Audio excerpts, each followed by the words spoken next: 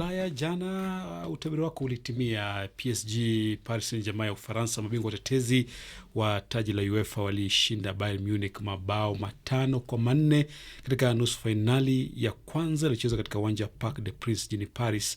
Huu ulikuwa ni mchuano mgumu sana, na kwa matokeo haya yeyote angeibuka mshindi. Na kwa namna mambo alivyo ni kwamba PSG sasa wana kibarua kigumu kule Munich watakapocheza tarehe 6 mwezi ujao, kwa sababu kwa tofauti ya bao moja chochote kinaweza kutokea. Sijui unaona nani ambaye anaweza kuvuka katika fainali kwa namna mambo ulivyoyaona jana? Nikiangalia Bayern walivyocheza wakiwa PSG,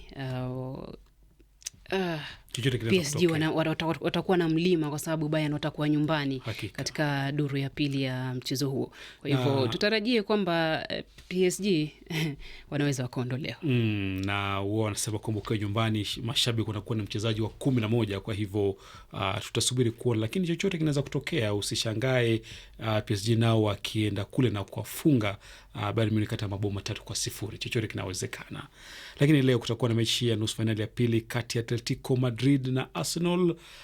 Katika mechi ya marudio itachezwa tarehe 5 mwezi Mei. Bila shaka mashabiki wa Arsenal wanatumai kwamba leo itakuwa ni siku nzuri baada ya matumaini ya kunyakua kombe kule nchini Uingereza kuanza kuyeyuka. Naam.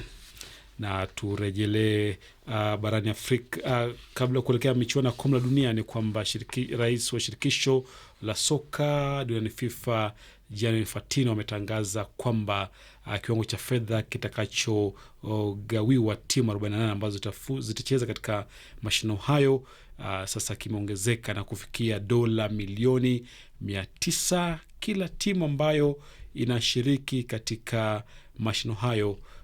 Itapata kiasi kikubwa cha dola milioni 2.5 kutoka dola milioni 1.5 kama ilivyokuwa huko awali. Fedha hizi ni kuwasaidia katika maandalizi wakati wa mchuano hii ya kombe la dunia ambayo itaanza mwezi Juni na Julai kule Marekani, Canada na kule nchini Mexico.